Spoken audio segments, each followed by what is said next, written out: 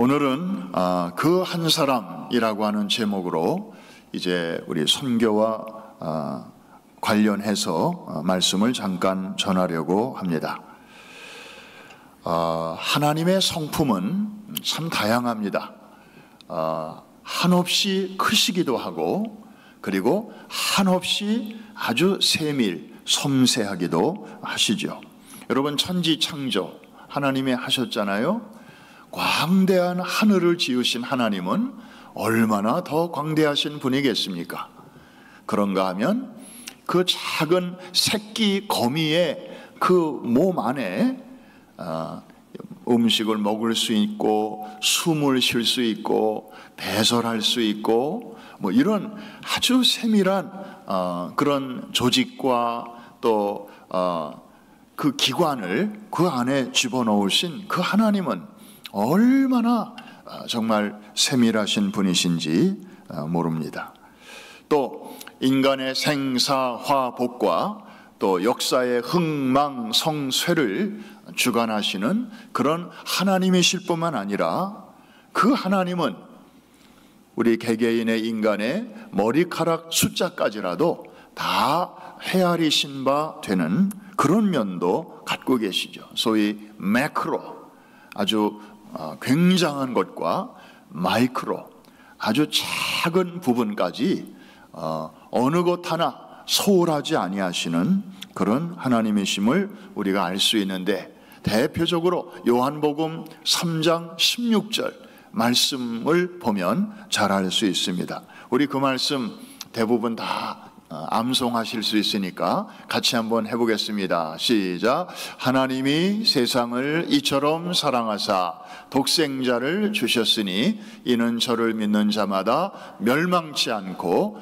영생을 얻게 하려 하심이라. 여러분, 하나님이 누구를 사랑하셔요? 세상을 사랑하십니다.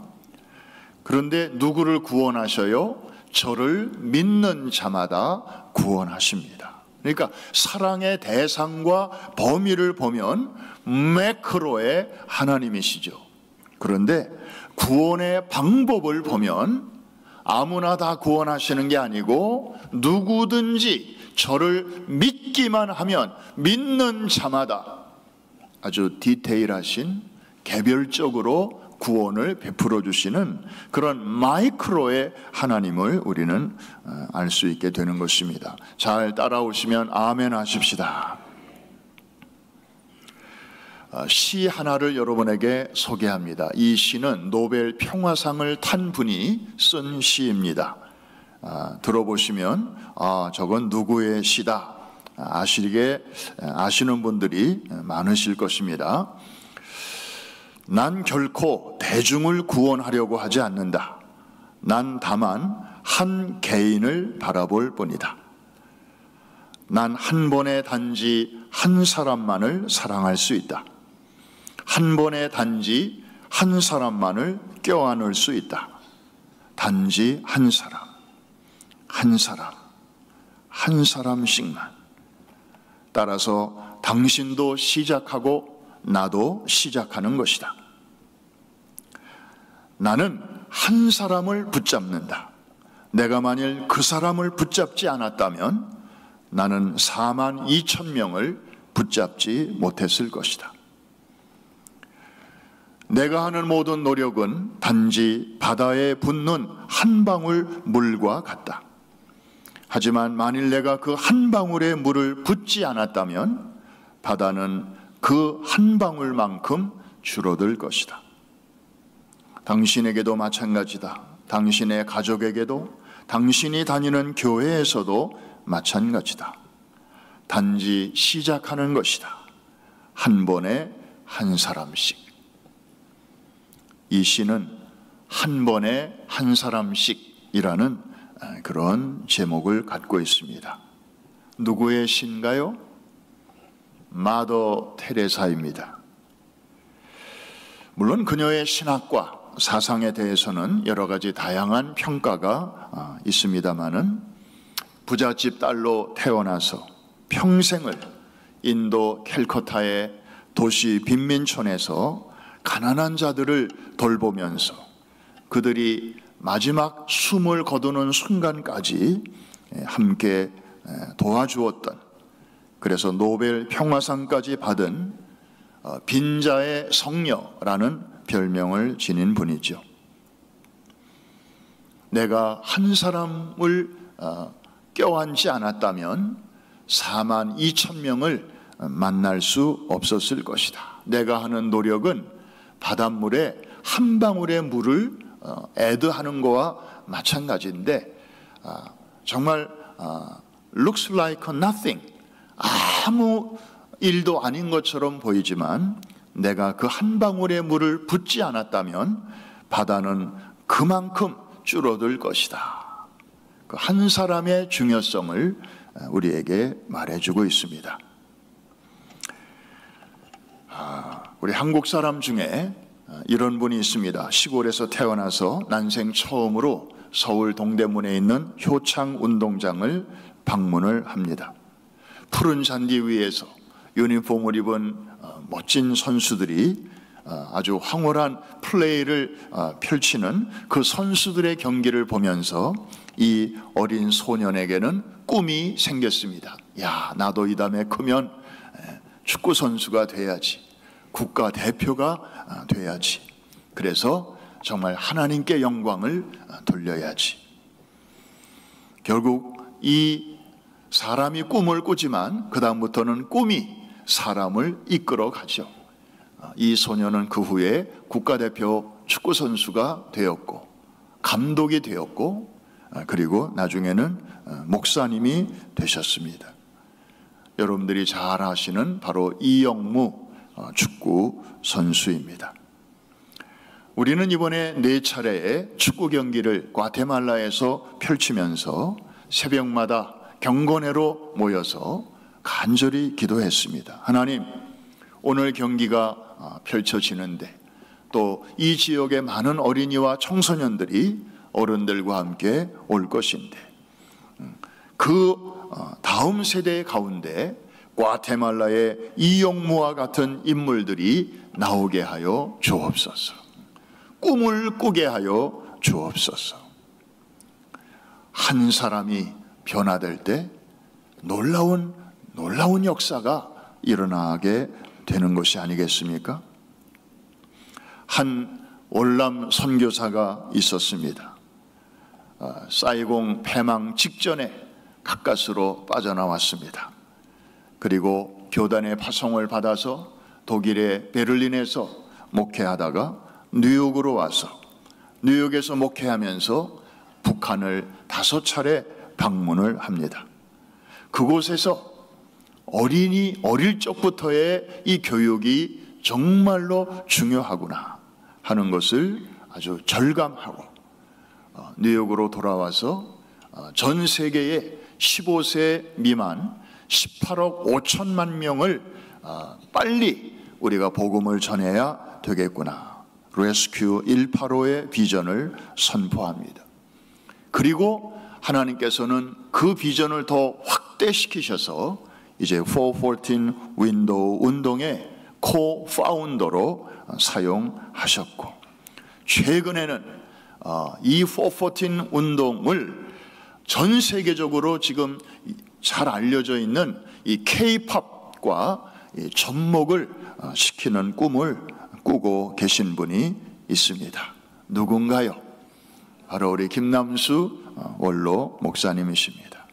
여러분, 한 사람이 이런 비전을 가지고 기도하고 그리고 이것을 나눌 때에 그 임팩트는 이제 로컬의 차원을 넘어 글로벌로 이렇게 번져가는 것을 우리는 가장 가까운 곳에서 지금 보고 있지 않습니까? 이해가 되시면 아멘. 이번에 과테말라 축구 선교도 사실은 많은 분들이 이렇게 움직여셔서 가능하게 되었지만 자세하게 들여다보면 한 사람 한 사람 때문이었습니다. 우리 선수들 한 사람 한 사람이 너무나 자기 역할을 잘 해주었습니다. 그 다음에 전방에 달려나간 우리 성도님들 가운데 선교팀들, 정말 1당 10, 1당 50, 1당 50, 100의 역할을 잘 감당해 주셨습니다. 그리고 후방에서 일불의 기적에 또 참여하시고, 그리고 기도로 서포트해 주신 그 한 사람 한 사람이 있었기 때문에 가능한 일이었습니다. 여러분, 바깥에 나가보면 다수의 힘으로 아주 큰 일을 행하는 일들 흔히 볼 수 있습니다. 이것은 대단한 것도 아니죠. 어떤 면에서는 당연한 것입니다. 그러나 소수를 통해서 크고 위대한 일을 행하는 것은 사람이 흔히 할 수 있는 일은 아닙니다. 이것은 하나님의 전문 분야입니다. 어쩌면 우리는 그동안 이 매스, 대량, 다수, 여기에 우리 자신도 모르게 익숙해져 있는지도 모릅니다. 그런데 여러분, 의외로 작은 것이 엄청난 차이를 가져올 수 있다는 것을 우리는 지난주에 있었던 사건을 통해서 알게 되었습니다. 여러분, 우리 축구팀이, 선교팀이 내려가 있는 동안에, 여러분은 뉴욕에 있고 우리는 과테말라에 있는 동안에 전 세계를 깜짝 놀라게 한 큰 사건이 있지 않았습니까? 바로 트럼프 전 대통령 암살 미수 사건입니다. 이 양반이 연설하다가 이제 멕시코 이민자 현황을 설명하다가 그 차트를 보기 위해서 이렇게 고개를 살짝 돌린 순간 총알이 간발의 차이로 머리가 아닌 우측 귀를 뚫고 지나갔던 것입니다. 하마터면 링컨 그리고 존 F 케네디에 이어서 미국 대통령이 세 번째로 암살되는 장면을 우리가 생중계로 볼 뻔했습니다. 그 살짝 고개를 살짝 돌린 것뿐인데 그 작은 각도의 차이가 이렇게 생명을 살리고 그리고 나라를 구하는 이러한 엄청난 결과를 우리가 보면서 정말 이 작은 것이 엄청난 차이를 가져올 수 있다고 하는 것을 우리는 다시 한번 보게 되었습니다. 여러분, 하나님은 결코 다수를 한꺼번에 찾지 않으십니다. 하나님은 항상 깨어있는 소수를 찾으십니다. 우리 한번 성경 구절로 확인해 볼까요? 에스겔서 22장 30절입니다. 우리 한번 같이 읽겠습니다. 시작. 이 땅을 위하여 성을 쌓으며 성 무너진 데를 막아서서 나로 하여금 멸하지 못하게 할 사람을 내가 그 가운데서 찾다가 찾지 못하였으므로. 성경에서 가장 슬픈 구절 중에 하나이지요. 하나님이 애타게 그 한 사람을 찾으셨는데 못 찾으셨어요. 지금 재앙이 다가오고 있어요. 깨어있는 한 사람만이라도 그 성 안에 있었으면 하나님께서 재앙을 연기시키거나 혹은 취소시키실 수도 있었을 텐데 그 한 사람을 찾지를 못하셨던 것입니다. 하나님은 이렇게 깨어있는 소수의 사람을 통해서 위대한 역사를 일으키기도 하시고 무너지게도 하시고 또 세우기도 하시고 멸하기도 하시는 것입니다. 한 사람이 중요합니다. 그래서 오늘 본문에도 보면 한 사람을 말씀하지 않습니까? 로마서 5장 19절이죠. 한 사람이 순종하지 아니함으로 많은 사람이 죄인이 되었고 한 사람이 순종하심으로 많은 사람이 의인이 되리라. 이것은 여러분에게도 그대로 적용이 되는 것입니다. 오늘 우리는 주님 앞에 나와 예배를 드리면서 나 같은 사람 하나를 구원하시기 위해서 하나님은 예수 그리스도를 보내셔야만 했구나.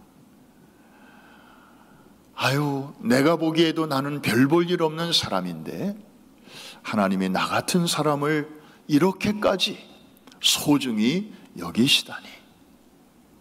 여러분, 여러분의 관점에서 다른 사람과 비교하면서 여러분을 보지 마십시오. 하나님의 시각으로 여러분을 보시기를 바랍니다. 하나님은 여러분 한 사람을 얼마나 소중하게 여기시는지 예수 그리스도와 맞바꾸시기까지 아낌없이, 거침없이 그런 행동을 하실 정도로 여러분들을 소중히 여기십니다. 여러분은 값으로 계산하면 얼마, 몇 불짜리 좀 되실 것 같습니까? 어떤 과학자가 사람의 몸뚱아리를 화학적으로 분석을 했어요. 그랬더니 철분이 있잖아요. 못을 한 3개 정도 만들 수 있는 철분이 있고, 그 다음에 비누를 한 2장 정도 만들 수 있는 패트, 지방이 있고요. 그 다음에 연필을 한 2자루 정도 만들 수 있는 그런 그 재료가 우리 안에 있다는 거예요. 그래서 이것을 값으로 환산해 보니까 CBS 가격으로 한 3불 75전. 이 화학적으로 따져본 우리 몸의 가치예요. 그런데 하나님은 우리를 그런 관점으로 보시지 않습니다. 얼마나 소중하게 여기시는지. 당신의 아들과 맞바꾸시기까지, 아들을 내어주시고 우리를 사시기까지. 그래서 우리는 얼마짜리라고 말할 수 있을까요? 우리는 예수님짜리입니다. 할렐루야. 우리는 십자가짜리입니다. 할렐루야. 그래서 많은 여성들이 십자가로 이렇게 목걸이를 하고 다니는데, 아마 생각 없이 하는 분도 있지만, 저는 저분은 정말 이 구원의 비밀, 나를 구원하신 그 하나님의 마음을 잊지 않기 위해서 내 가격표를, 태그 프라이스를 이렇게 목에다 걸고 다니는구나. 저는 그렇게 해석을 합니다. 그 목걸이를 하고 다니는 사람은 무슨 생각으로 걸고 다니는지 모르지만, 이게 내 가격표구나. 이렇게 생각하고 하는구나. 한번 옆에 계신 분에게 한번 인사하겠습니다. 그대는 예수님 짜리입니다. 그대는 십자가 짜리입니다. 얼마나 한 사람 한 사람이 소중한지 모릅니다. 내가 소중한 만큼 내 옆자리에 계신 분도 주님이 동일하게 소중히 여기시는 분이라는 사실, 여러분들이 잊지 마시기를 바랍니다.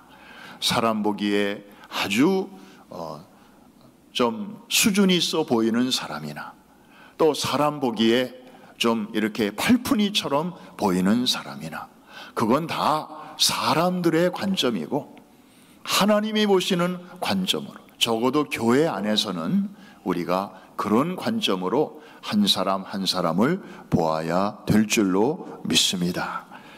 오늘 우리 이렇게 한번 기도하십시다. 하나님, 에스겔서 22장에 하나님이 그 시대에 깨어있는 그 한 사람을 애타게 찾으셨는데, 바로 내가 우리 시대에 하나님이 애타게 찾으시는 그 한 사람이 되게 하여 주옵소서. 이런 마음으로 우리가 기도하고, 그리고 이제 그것으로 끝나면 안 되고, 오늘 내가 만나는 한 분 한 분이 나만큼 하나님이 소중하게 여기시는 그런 인생이라고 하는 것을 기억하고, 또 상대방을 존중하고 아끼고 사랑하고 높여주면서 정말 주님께서 우리에게 원하시는 그런 관점으로 서로를 바라볼 수 있게 하여 주옵소서. 저는 이번에 선교지에 가서 정말 우리 프라미스 항공모함의 승선한 어른들, 청소년들을 한 사람 한 사람 이렇게 바라볼 기회가 있었습니다. 교회에서 바라보는 그런 느낌도 있었지만 이 선교지에 가서 보니까 또 다른 거예요. 특별히 우리 청소년들, 가정에서 보는 청소년들이 아니에요. 가서 애들이 사역을 하는데요, 막 그 드럼도 치고, 그 다음에 K-팝도 하고, 그 다음에 스킷 드라마도 하고. 근데 그런 사역을 아이들이 나와서 이렇게 하는데 그 눈빛과 표정을 보면 그냥 펀으로 하는 게 아니에요. 그냥 재미로 하는 게 아니에요. 애들이 얼마나 진지한지 몰라요. 그리고 아침 저녁으로 아주 빡세게 애들이 기도로 무장을 하고 나와서 그런지 정말 영락없는 청소년 선교사들이더라고요. 너무 감동을 받았습니다. 아까 애들이 몇 명 나와서 하는 얘기 들었잖아요. 그냥 여전히 아이들이지만 그러면서도 자기들이 왜 여기에 왔는가 하는 그 목적을 잃어버리지 않고, 참 애들이 사는 그 숙소나 또 음식이나 또 여건이나 이런 게 신통치 않아요. 또 특별히 거기는 모기와의 전쟁이 이번에 아주 심했어요.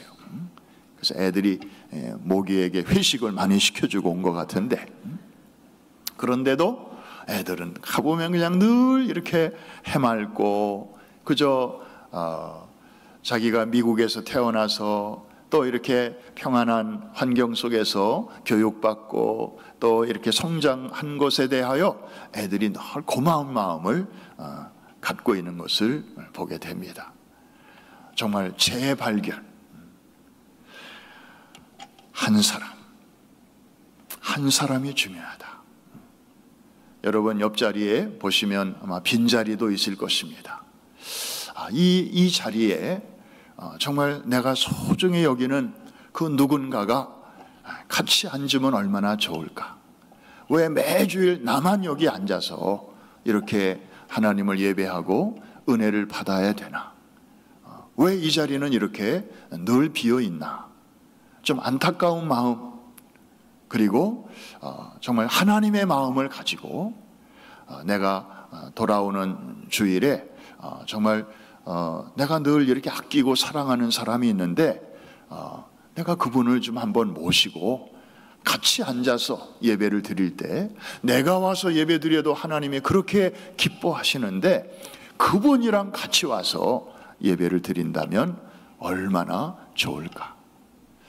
여러분, 우리가 바깥에 나가서 열심히 선교하는 것도 중요하지만 그에 못지않게 중요한 것이 가까운 곳에서 내가 자주 만나는 그런 사람들을 주님 앞으로 안내하는 것은 못지않게 중요한 일인 줄로 믿습니다.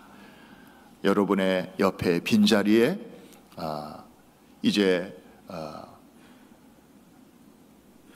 어떤 분이 그런 얘기를 해서 제가 큰 도전을 받았어요. 성도로 채워져야 할 자리에 그 자리가 비어 있다면 그 자리는 마귀가 차지한다. 그런 말을 들을 때 굉장히 정신이 번쩍 났습니다.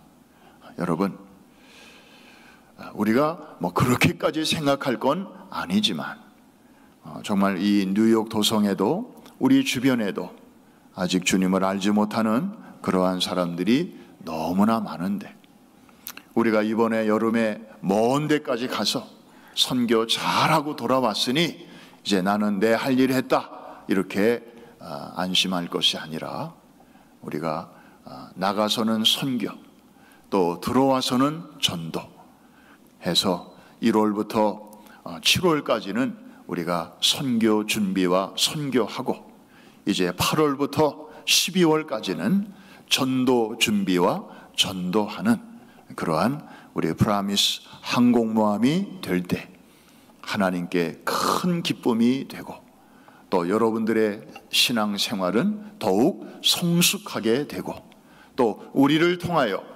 우리의 지역과 또 지역 사회가 복을 받는 윈윈윈의 놀라운 축복이 이루어지게 될 줄로 믿습니다.